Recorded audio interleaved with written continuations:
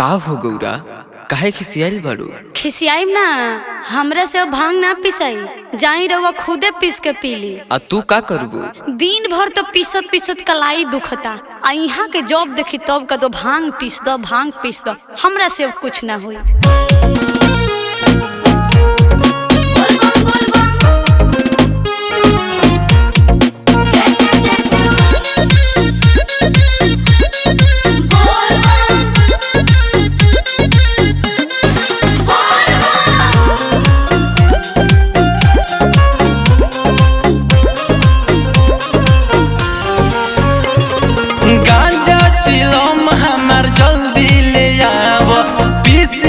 भंगिया के गोला बनावा ए गौरा,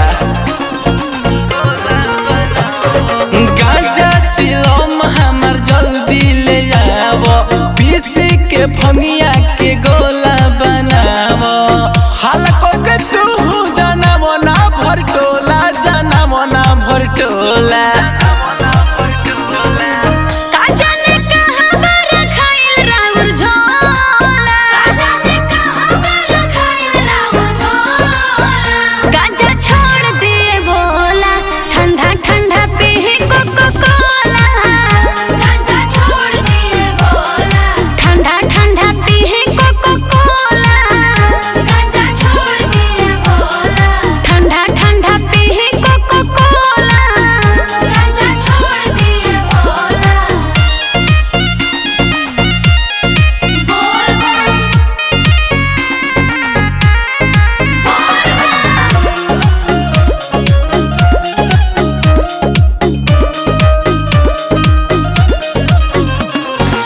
हमारा पसंद बाटे भंगिया धतूरा, कतहु से मन गौरा कदह पूरा।